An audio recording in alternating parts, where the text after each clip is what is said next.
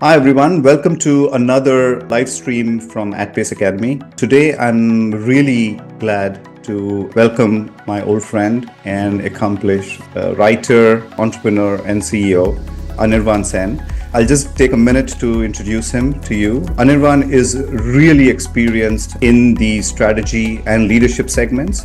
He's got more than 25 years of senior management experience across the four big continents. So he's worked in Europe, APAC, South Asia, Middle East and Africa. So he's very, very seasoned. He's worked with some of the largest companies including General Electric, Stryker, AkzoNobel, Coke, the ManpowerGroup, and the list goes on.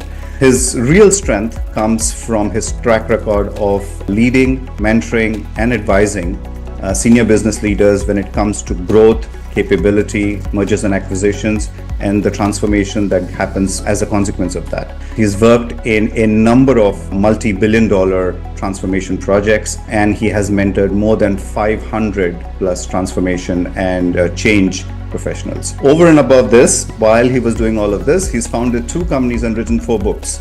So that is an absolute pleasure. The 2 companies that he has founded are Fifth Chrome, which is a transformation and mergers and acquisitions company, and he's got an events company called Roundtable Insights. So I'm super pleased to have him here to talk to us about what's happening in this space. And welcome, Anirvan. What a pleasure to have you back. The pleasure is all mine, Ravi. Thanks for the invitation, and I love to have these conversations because literally, as we speak, the world needs more of insights than information that we ever did in the past. So super excited to be on today's episode.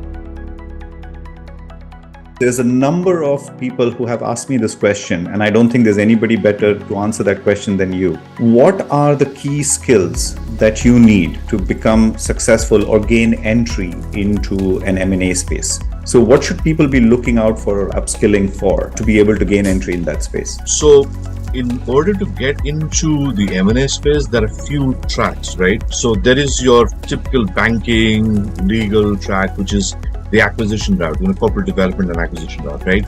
The second one is innovation. As companies get into more and more innovation, there is also going to be a need for companies to explore what others are innovating, and that's going to be your second route. And innovation, especially right now, there's a lot more digital innovation that's taking place than in the past. So innovation is going to be a second round. The third round is going to be, once you've got through a few years of HR, that's when you can actually do that switch. So HR is going to be another round. The fourth round is going to be finance. The fifth round is going to be technology. These are the conventional routes by which you can get in, right? My belief is while these conventional routes are there, some of the first skills that people need to develop, and I call it the precursor for M&A integration, is strategic thinking. And with that strategic thinking comes in the ability to visualize the future. You need to become visionary. And then how do you run it as a business? So which means your understanding needs to be multidisciplinary. Okay, not just one, right? Somebody had said, hey, if you do an MBA, it gives you a broad spectrum understanding. So that's a good, that's a great point to get started. I'm not canvassing that people should do an MBA. They would much rather work in a small startup scale up. The experience is going to be a lot more. So that's how your base has to be multidisciplinary, but also very strong financially. You need to understand, again, all of this is how to run a business, how to be an entrepreneur. That is going to be one of the skills, I would say, in M&A integration. Now, before I end this answer, I would also say that there is, in general, a recognition that M&A integration is a specialized topic.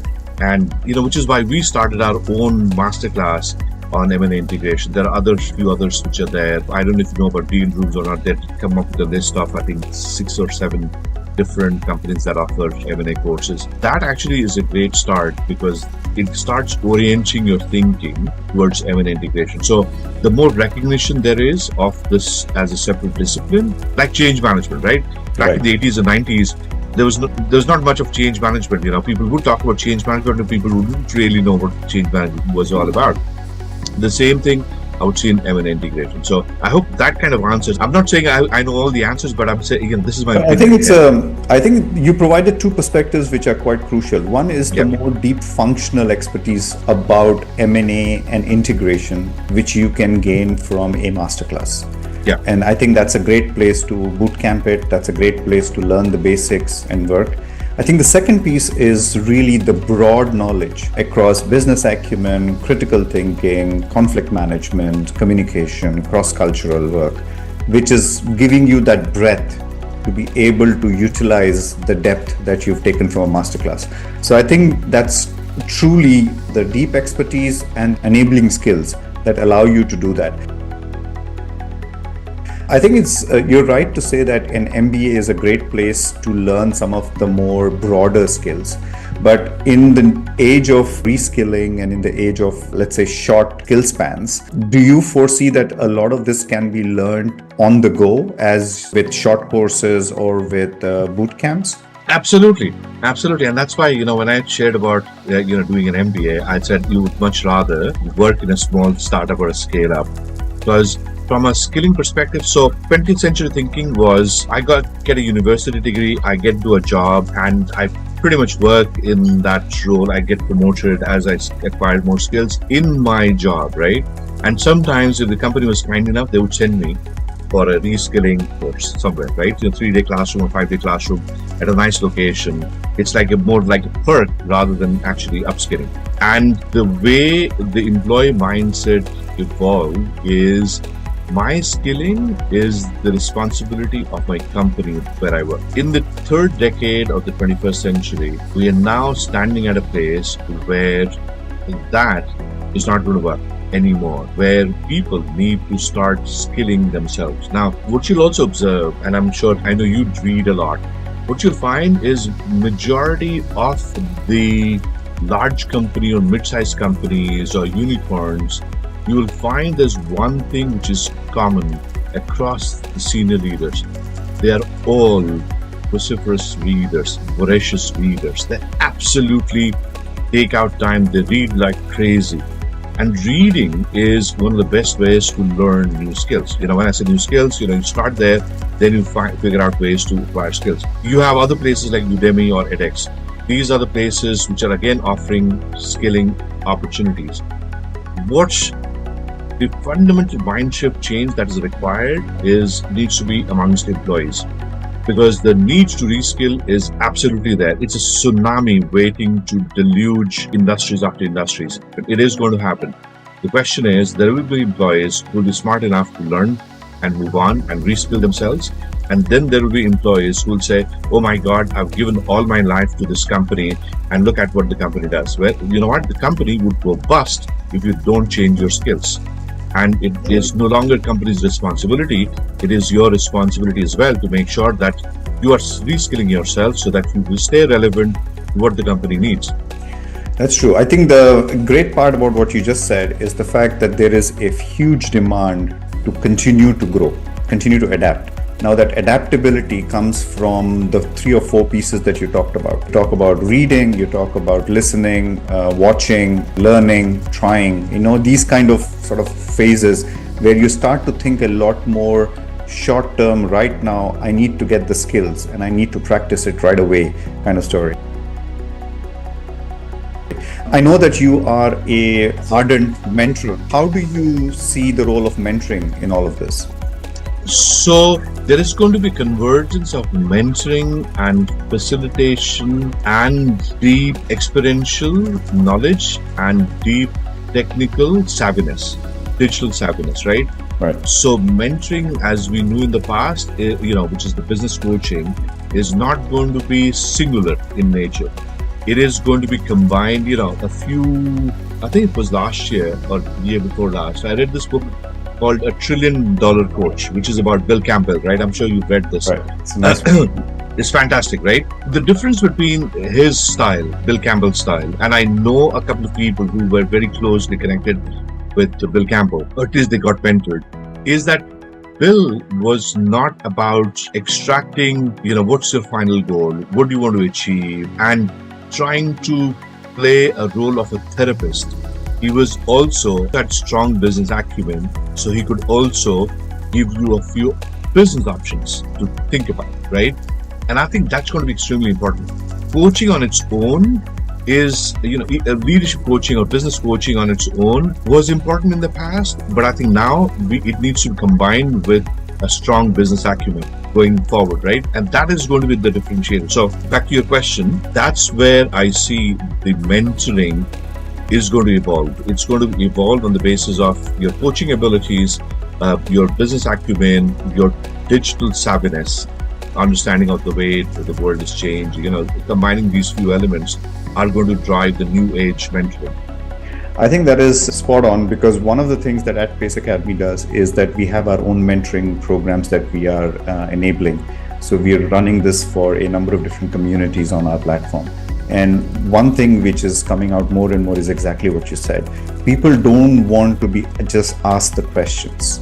They really want to broaden their thinking by giving them creative input, really grounded creative input, not just saying, hey, go read a book. No, it's really about what can you think about while you're reading the book that will help you move forward. And I think the second role that mentors are playing, which is also very interesting, is almost acting like accountability partners. Correct. You have this meeting coming up, and you don't want to cut a sorry figure, so you are going to make it work.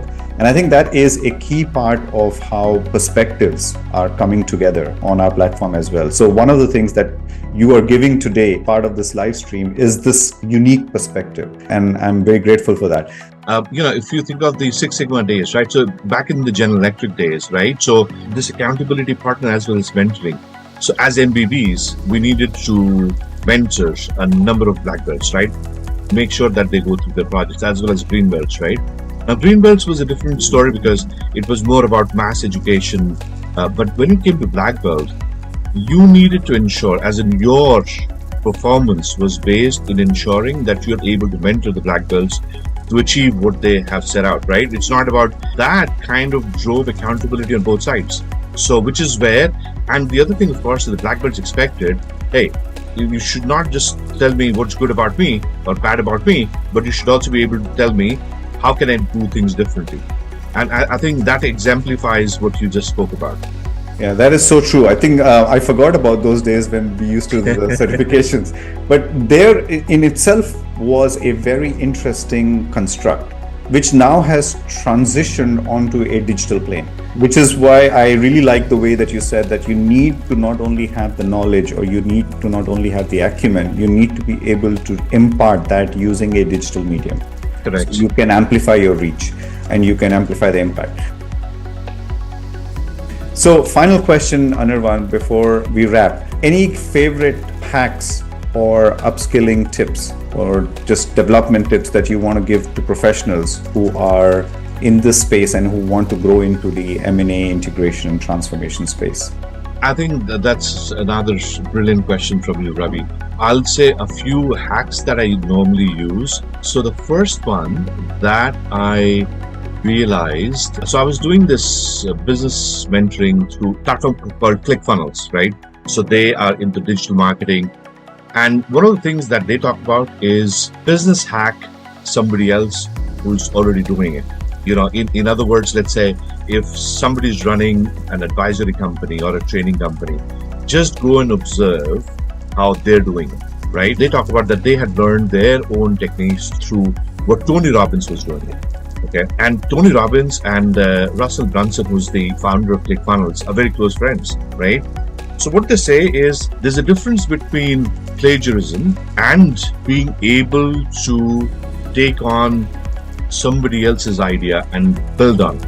Okay, as I forget the exact phrase, but they say great let's say creators or great artists became great by being on the shoulder of somebody else. So I don't exactly remember the phrase, but that's great paraphrase. Yeah, I paraphrased it, right?